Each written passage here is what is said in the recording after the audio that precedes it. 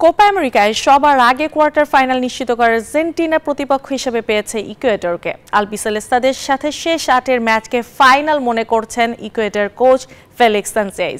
অন্যদিকে লিওনেল মেসিরা শেষ 8-এর প্রতিপক্ষ পেয়ে গেলেও 5 বারের বিশ্ব চ্যাম্পিয়ন ব্রাজিল এখনও কোয়ার্টার ফাইনালের টিকিটের অপেক্ষায় রয়েছে।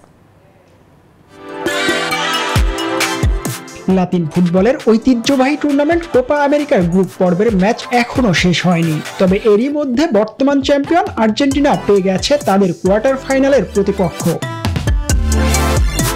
শিরোপা ধরে রাখার মিশনে দুর্দান্ত শুরু করেছে আলবিসেলেস্তারা। চলতি আসরে টানা 3 জয়ে সবার আগে এই গ্রুপ থেকে চ্যাম্পিয়ন হয়ে কোয়ার্টার ফাইনালে পা রেখেছে লিওনেল মেসির দল।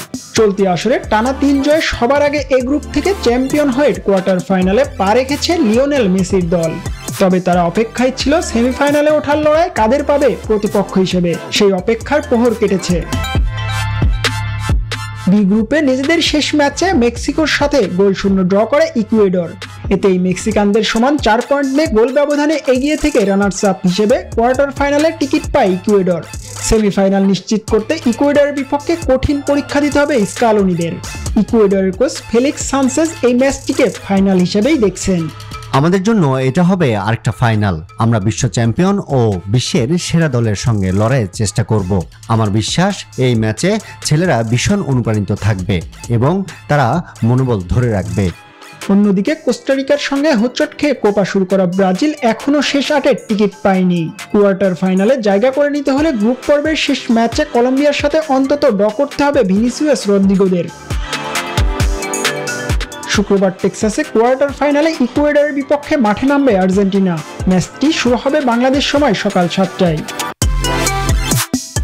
জিহাদ আল হাসান, নিউজ 24।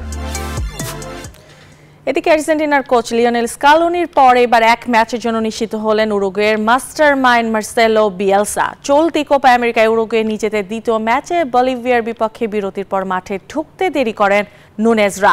এতেই করে এক ম্যাচের জন্য কোচ বিয়েলসাকে নিষিদ্ধ করেছে কনমেবল। গ্রুপ পর্বে নিজেদের শেষ ম্যাচে মঙ্গলবার যুক্তরাষ্ট্রের বিপক্ষে ডাগ আউটে থাকতে পারবেন না তিনি।